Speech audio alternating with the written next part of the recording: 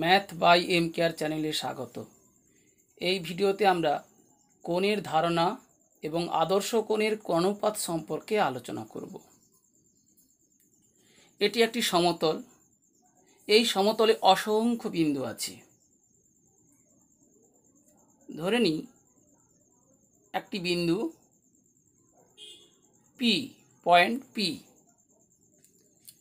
এই P point গতিশীল হতে পারে নির্দিষ্ট দিকে অথবা বিভিন্ন দিকে।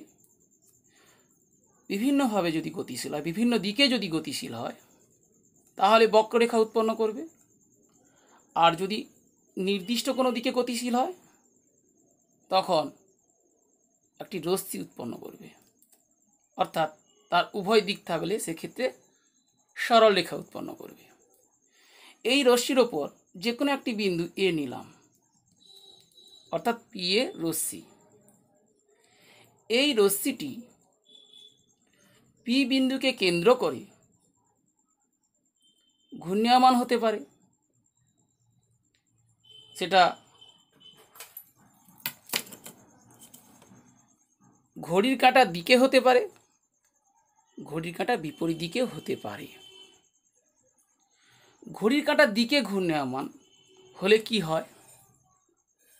আমরা যখন তালা লাগাই বা স্ক্রু আঁটাই, অথবা লক্ষ্য করেছ যখন টিউবওয়েলে পাইপ বোরিং করা হয়, অর্থাৎ পাইপ নামানো হয় যখন, ঠিক এই ক্লক ওয়াইজ ঘূর্ণন হয়। অর্থাৎ মনে করো তুমি একটা বড় ঘড়ি ঠিক মাঝে দাঁড়িয়ে আছো। তোমার সম্মুখে 12, পিছনে 6, তোমার ডানে আছে 3, বামে আছে 9। তাহলে ঘূর্ণনটা হচ্ছে 12 থেকে 1, 2, 3, অর্থাৎ ডানের দিকে দক্ষিণাবর্ত। এই দক্ষিণাবর্ত ঘূর্ণনের ফলে পাইপের ক্ষেত্রে তুমি কি বললে? নিচের দিকে নামছে। স্ক্রুর ক্ষেত্রে বললে এঁটে যাচ্ছে। তালার ক্ষেত্রে বললে লেগে যাচ্ছে, অর্থাৎ নিচের দিকে সরে যাচ্ছে। এইখানে উৎপন্ন কোণটাকে আমরা বলবো ঋণাত্মক কোণ। তেমনি যদি ঘড়ির কাঁটার বিপরীত দিকে হয়, অ্যান্টি ক্লক ওয়াইজ যদি ঘূর্ণনটা হয়, অর্থাৎ দক্ষিণাবর্ত না হয়ে যদি বামাবর্ত হয়, তখন যে কোণটা উৎপন্ন হয়, অর্থাৎ তালাটা খোলার সময়, স্ক্রুটা লুজ করার সময়, টিউবওয়েলের পাইপগুলো যখন উপর দিকে তোলা হয়, সেই সময় আমরা লক্ষ্য করব আসলে ঘড়ির কাঁটার বিপরীত দিকে ঘূর্ণন হয়। তখন যে কোণটা উৎপন্ন হয়, অর্থাৎ রশ্মি পি অবস্থান থেকে ঘড়ির কাঁটার বিপরীত দিকে ঘূর্ণনের ফলে অপর একটি অবস্থান পিবি হলে যে চিত্র উৎপন্ন হয়, অর্থাৎ যে কোণ উৎপন্ন হয়, সেই কোণকে আমরা এখানে বলবো ধনাত্মক কোণ। ধরি এই কোণের মান থিটা।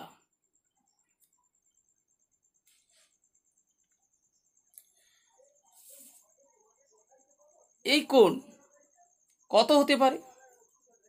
একবার পূর্ণ আবর্তনের ফলে উৎপন্ন কোণ কত হতে পারে? আমি বোঝার সুবিধার্থে ধরে নিচ্ছি এখানে কেন্দ্রে আছে সূর্য, আর পৃথিবী তার চারধারে ঘুরছে। যদিও আমরা জানি পৃথিবীর কক্ষপথ উপবৃত্তাকার, তাহলেও বোঝার সুবিধার্থে ধরে নিই পৃথিবীর কক্ষপথটা এখানে বৃত্তাকার। ঘড়ির কাঁটাতে এখানে 1, 2, 3, 4 করে 12 লেখা আছে। আর পৃথিবী সূর্যের চারধারে ঘুরতে সময় নেয় 12 মাস। 1 মাস সমান আমরা জানি 30 দিন। এই হিসেবে 12 মাস সমান 30 গুণ 12 দিন সমান 360 দিন। যদিও আমরা জানি সাধারণ বছর 365 দিনে হয়, অধিবর্ষ 366 দিনে হয়।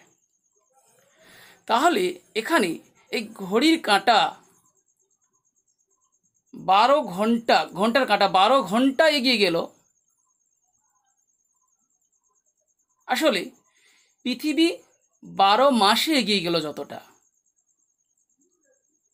12 মাস সমান সেই হিসেবে বলবো 360 ডেজ। এই 360 দিনে যে পরিমাণ কৌণিক দূরত্ব অতিক্রম করলো পৃথিবী, সেই কৌণিক দূরত্বকে আমরা বলবো 360 ডিগ্রি,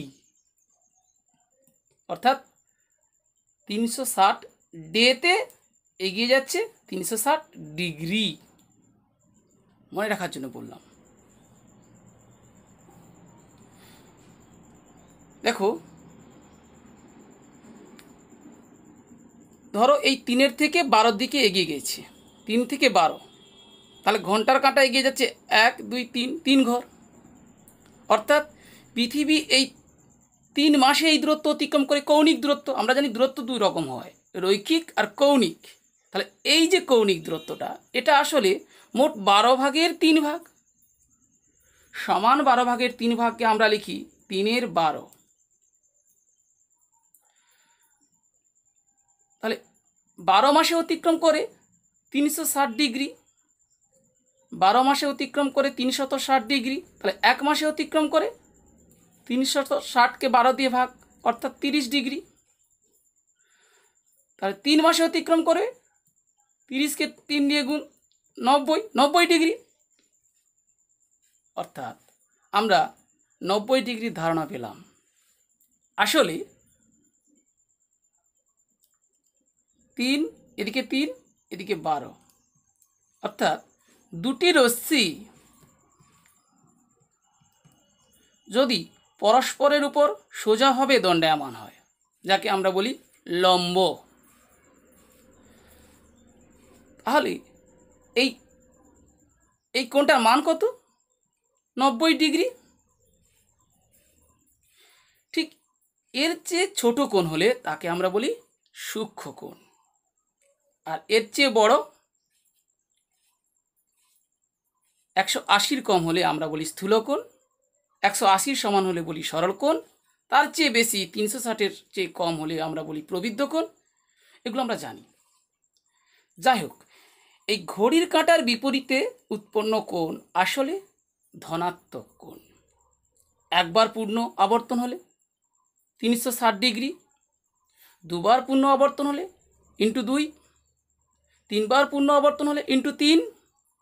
এইভাবে আমরা যতবার পূর্ণ আবর্তনের হিসেব করব 360কে তত দিয়ে, সেই সংখ্যা দিয়ে গুণ করলে আমরা মোট উৎপন্ন কোণ পেয়ে যাব। তেমনি ঘড়ির কাঁটার দিকে ঋণাত্মক কোণ একইভাবে পাব। এখন মূল আলোচনায় আসি। 90 ডিগ্রির চেয়ে ছোট কোণ সূক্ষ্ম কোণ।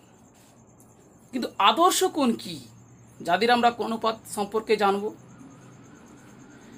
0 ডিগ্রি, 30 ডিগ্রি, 45 ডিগ্রি, 60 ডিগ্রি এবং 90 ডিগ্রি, 1 2 3 4 5, এই 5টি কোণকে বলা হয় আদর্শ কোণ।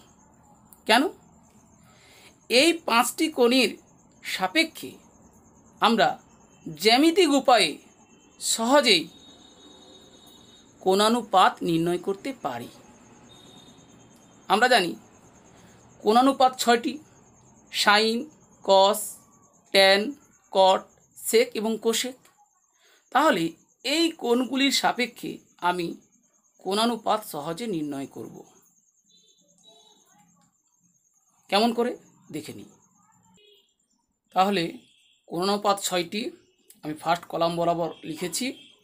এবার 0 ডিগ্রি, 30 ডিগ্রি, 45 ডিগ্রি, 60 ডিগ্রি এবং 90 ডিগ্রি, অর্থাৎ এই 5টি আদর্শ কোণের সাপেক্ষে কোণানুপাতগুলি নির্ণয় করব। প্রথমে 0 ডিগ্রি কোণের সাপেক্ষে কোণানুপাত নির্ণয় করি। ধরি ও এ একটি রশ্মি। এই রশ্মিটি ও বিন্দুকে কেন্দ্র করে প্রাথমিক অবস্থান ও এ থেকে ঘূর্ণয়মান হয়ে ও বি অবস্থান পৃথক একটি অবস্থানে না গিয়ে ঠিক ওই অবস্থানেই থাকলো। অর্থাৎ এক্ষেত্রে উৎপন্ন এই কোণ থিটা সমান, যখন এই অবস্থানেই থাকলো উৎপন্ন কোণ থিটা সমান 0 হয়ে গেল। দেখো, যদি পৃথক অবস্থান হয়, ধরো ও ভি একটি পৃথক অবস্থান, তাহলে এই থিটা সাপেক্ষে এটা লম্ব, এটা লম্ব। যখন থিটা 0, এই লম্বের মান 0, অর্থাৎ এক্ষেত্রে লম্ব সমান 0, থিটা সমান 0 হলে লম্ব 0। তাহলে লম্ব যদি 0 হয়, সাইন কি হবে? আমরা ত্রিকোণমিতির সেই ছড়াটা পড়েছিলাম, সাইন লতি কস ভূতি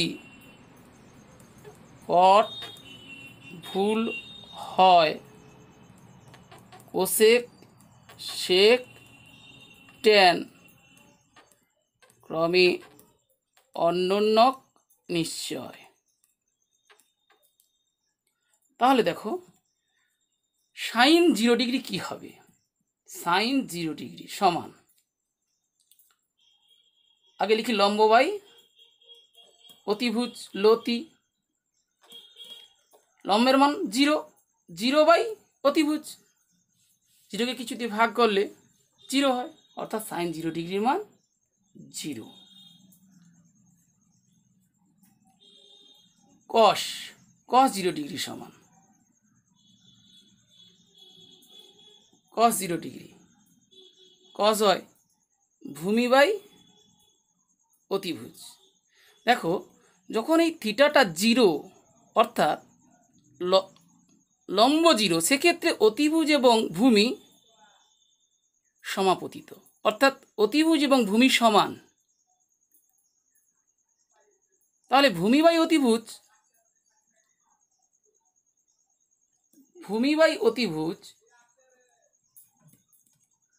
দুটি সমান, মানে এক্ষেত্রে কত হবে? 1 হয়ে যাবে।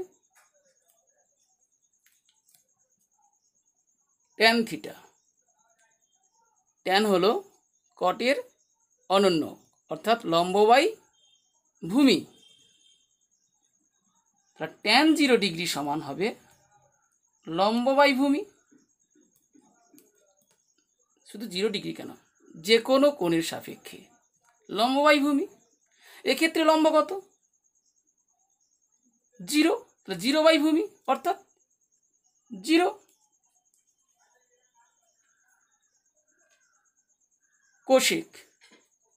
কোশেক সাইনের অনন্যক, অর্থাৎ অতিভুজ বাই লম্ব, অতিভুজের একটা মান থাকবে, লম্ব 0, কোনো সংখ্যাকে 0 দিয়ে ভাগ যায়? যায় না, অসংজ্ঞাত।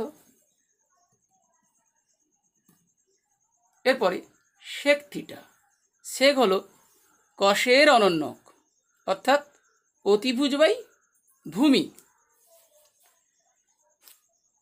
এক্ষেত্রে একই কথা, 0 ডিগ্রির সাপেক্ষে অতিভুজ ভূমির সমান, অর্থাৎ এ মান হলো 1। কট থিটা, কট 0, কট ভুল ভূমি বাই লম্ব, তাহলে ভূমির একটা মান থাকবে, লম্ব 0, কোনো কিছুকে 0 দিয়ে ভাগ যায় না, অসংজ্ঞাত। এইভাবে আমরা 0 ডিগ্রির মানগুলো মনে রাখব। 90 ডিগ্রি মনে রাখার জন্য আমি প্রয়োজনে ওই রশ্মিকে আবার ঘূর্ণায়মান করব। রশ্মিটা ঘূর্ণায়মান হতে হতে উৎপন্ন কোণ 90 ডিগ্রি হয়ে গেল। দেখো, রশ্মিটা যত এই অবস্থান থেকে এগিয়ে যাচ্ছে, উৎপন্ন কোণটা বাড়ছে, ভূমির মানটা ক্রমশ কমতে কমতে 0 হয়ে গেল। অর্থাৎ থিটা যখন 90 ডিগ্রি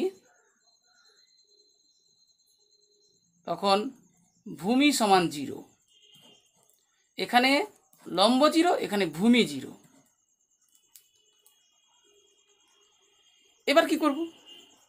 তাহলে সাইন থিটা লম্ব বাই অতিভুজ, এক্ষেত্রে লম্ব এবং অতিভুজ সমান হয়ে গেল, অর্থাৎ 1। ভূমি বাই অতিভুজ 0 বাই কিছু, এটা তাহলে 0 হয়ে গেল। tan লম্ব বাই ভূমি, লম্ব কিছু একটা মান থাকবে, ভূমি 0, কোনো কিছুকে 0 দিয়ে ভাগ যায় না, তাহলে এটা অসংজ্ঞাত। কোশেক থিটা, কোশেক অতিভুজ বাই লম্ব, তাহলে অতিভুজ এবং লম্ব উভয়ের সমান হয়ে যাচ্ছে, অর্থাৎ 1। সেক অতিভুজ বাই ভূমি, অর্থাৎ অতিভুজ বাই 0, 0 দিয়ে ভাগ যাচ্ছে না, অসংজ্ঞাত। কট ভুল, ভূমি বাই লম্ব, তাহলে ভূমি 0 বাই লম্ব কোন একটা মান, 0কে কিছু দিয়ে ভাগ করলে 0। এভাবে আমরা মনে রাখবো। আরো সহজ করে বলি, দেখো সাইন সংক্ষেপে এসআইএন, কোসাইন সংক্ষেপে কস। কো অর্থে এখানে পূরক। পূরক কোণ কাকে বলে? দুটি কোণের সমষ্টি যদি 90 ডিগ্রির সমান হয় তখন তারা পরস্পর পূরক কোণ, অর্থাৎ এখানে 0 ডিগ্রি 30 ডিগ্রি পরস্পর পূরক, 30 ডিগ্রি 60 ডিগ্রি পরস্পর পূরক, 45-এর পূরক 45।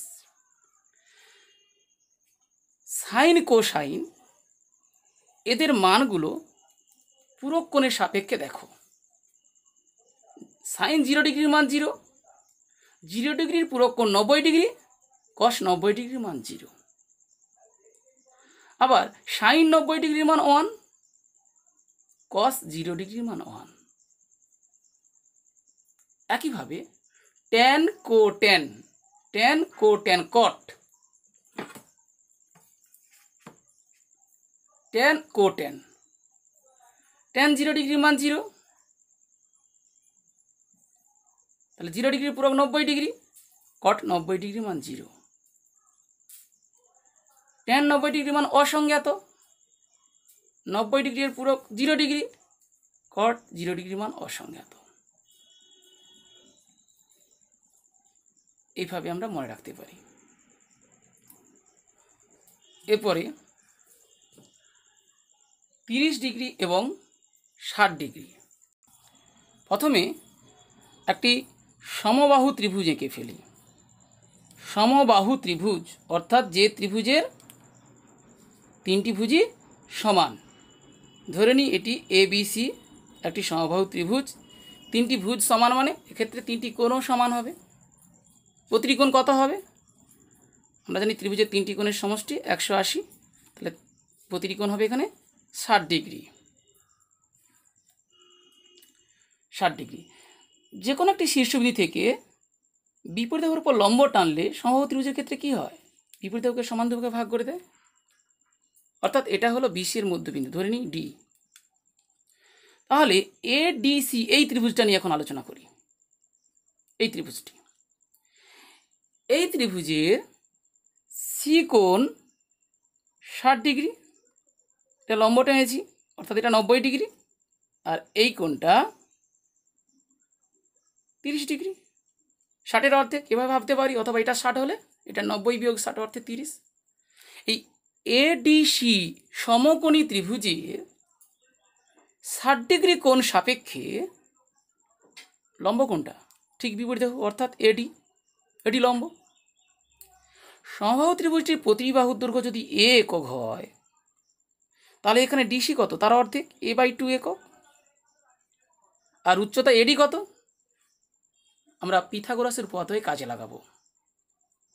AD সমান স্কোয়ার রুট অফ, অর্থাৎ লম্বের স্কোয়ার সমান অতিভুজের স্কোয়ার মাইনাস ভূমি স্কোয়ার, এক্ষেত্রে a square minus a by two এর হোল স্কোয়ার, এত একক। তাহলে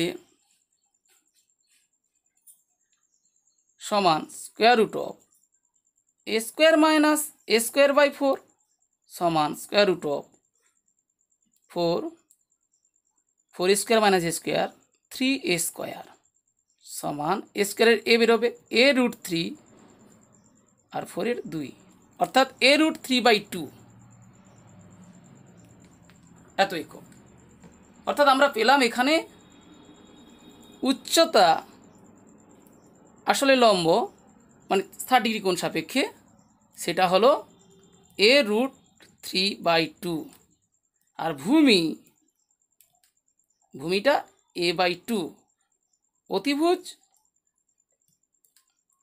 এ। এবার দেখো এই 60 ডিগ্রি কোণ সাপেক্ষে সাইনের মান বের করছি, অর্থাৎ সাইন 60 ডিগ্রি, সাইন 60 ডিগ্রি সমান সাইন লতি লম্ব বাই অতিভুজ, লম্ব কত a root three by two, অতিভুজ কত এ, তাহলে a root three by two into one by a, a কেটে দাও রুট থ্রি বাই টু, অর্থাৎ সাইন 60 ডিগ্রি মান হলো রুট থ্রি বাই টু। এই রুট থ্রি বাই টু সংখ্যাটা তোমার মনে হবে যখন তুমি সমবাহু ত্রিভুজের উচ্চতা নির্ণয় করো। উচ্চতার সূত্র a root three by two, root three by two.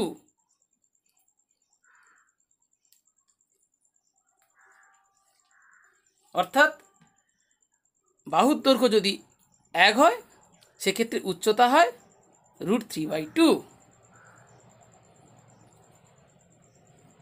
বাকিগুলো দেখে নিই। কস 60 ডিগ্রি, কস ভূমি বাই অতিভুজ,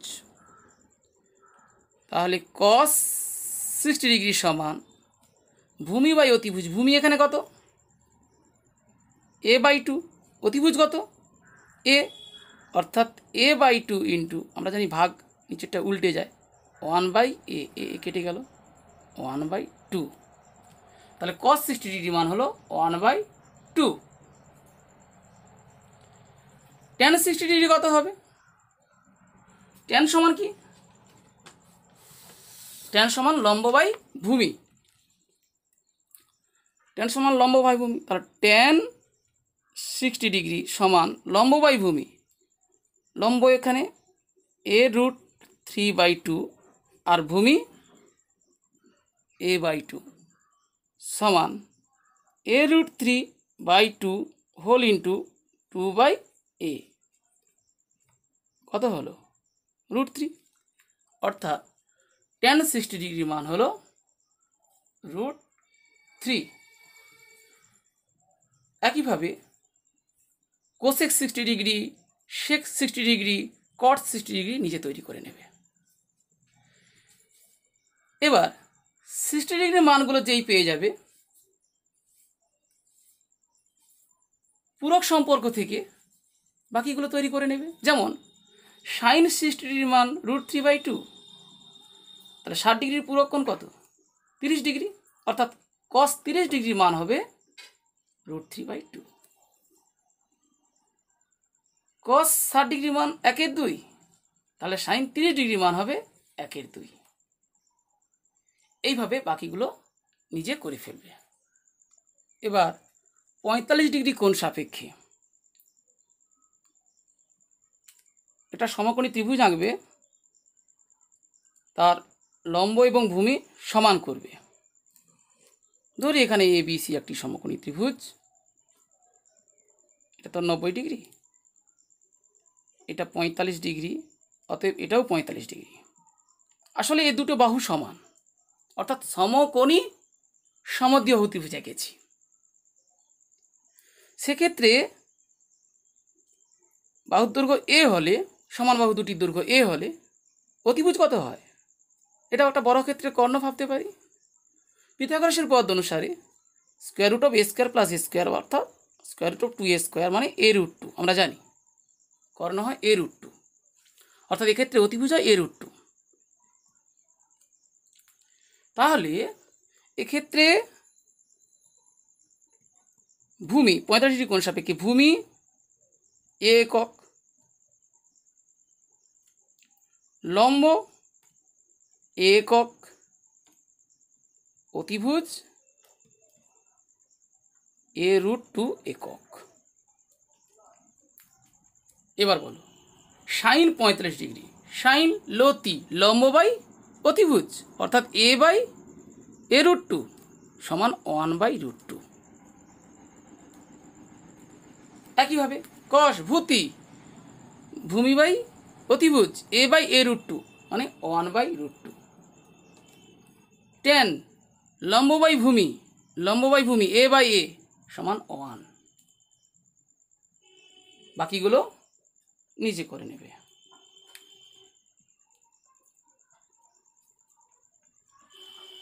তাহলে আমরা আদর্শ কোণ 0 ডিগ্রি, 30 ডিগ্রি, 35 ডিগ্রি, 60 ডিগ্রি এবং 90 ডিগ্রির সাপেক্ষে 6টি কোণানুপাতের মানগুলি বের করলাম। মনে রাখার অনেক কৌশল আছে, এইভাবে ছবি আকারে মনে রাখতে পারি। আরও কতগুলো কৌশল তোমাদের জানিয়ে দিই। আমরা আদর্শ কোণ পেয়েছি এখানে 4টি, শূন্য বাদে 4টি, 1 2 3 4। প্রথমে 0 1 2 3 4 লিখে প্রত্যেককে 4 দিয়ে ভাগ করব। 0কে 4 দিয়ে ভাগ, 1কে 4 দিয়ে ভাগ, 2কে 4 দিয়ে ভাগ, 3কে 4 দিয়ে ভাগ, 4কে 4 দিয়ে ভাগ। ভাগ ফলগুলো লিখব 0 1/4 1/2 3/4 1। তারপরে প্রত্যেককে বর্গমূল করব, অর্থাৎ 0কে বর্গমূল করব, 1/4কে বর্গমূল, 1/2 তার বর্গমূল, 3/4 তার বর্গমূল, 1-এর বর্গমূল। 0-এর বর্গমূল 0, এটা 1-এর বর্গমূল 1, 4-এর বর্গমূল 2, 1-এর বর্গমূল 1, 2-এর বর্গমূল √2, 3-এর বর্গমূল √3, 4-এর বর্গমূল 2, 1-এর বর্গমূল 1। এই যে মানটা, এই মানগুলো হলো সাইনের কোণানুপাতের মান। আমরা ছড়াতে প্রথমে সাইন লতি বলেছিলাম, সাইন দিয়েই শুরু এবং মান 0 দিয়েই শুরু। তাহলে সাইনের অর্থাৎ এই রো বরাবর মানগুলি যদি মনে থাকে আমার, কস পূরক সম্পর্ক থেকে করব। 0 ডিগ্রি 90 ডিগ্রি, 30 ডিগ্রি 60 ডিগ্রি, 45 45 60 30 90 0। আর tan theta sine theta by cos theta, অর্থাৎ সাইন 0 ডিগ্রিকে 0 ডিগ্রি মান 0, তাকে কস 0 ডিগ্রি মান 1, 0কে 1 দিয়ে ভাগ করলে 0, 1/2কে √3/2 দিয়ে ভাগ করলে 1/√3। এইভাবে সাইনের মানকে কসের মান দিয়ে ভাগ করে ট্যানের মান মনে রাখবো। ট্যান কোট্যান, এর 90, এর 0, এর 60, ওর 30, এর 90, ওর 0, এইভাবে মনে রাখবো। সেক কসের অনন্যক, অর্থাৎ 1-এর অনন্যক 1, √3/2-এর অনন্যক 2/√3, এইভাবে মনে রাখবো। আর শেক কোশেক 1 1 √3/2, এখানে √3/2 2 2, এইভাবে আমরা মনে রাখতে পারি। আদর্শ কোণের এই কোণানুপাতের মানগুলোকে কাজে লাগিয়ে আমরা মানপুটের অঙ্কগুলো করব। মাধ্যমিক পরীক্ষাতে মানপুট থাকে, আমাদের পরবর্তী ক্লাসে সেগুলো আলোচনা করব। এই ছকটি খুবই গুরুত্বপূর্ণ মানপুটের অঙ্ক করতে গিয়ে, এবং হাইট অ্যান্ড ডিস্টেন্স যেখান থেকে 5 নম্বরের প্রশ্ন দুটো থাকে, একটা করতে হয়, সেই অঙ্ক করতে গিয়েও আমাদের মূলত এই সাইন 60 ডিগ্রির মান, 30 ডিগ্রির মান, ট্যান 45-এর মান, ট্যান 30-এর মান এবং 60-এর মান, এইগুলো খুব প্রয়োজন হবে। তাই এই ছকটি ভালোভাবে তৈরি করে নিও। আশা করি বুঝতে পারলে। ভিডিওটি দেখার জন্য ধন্যবাদ।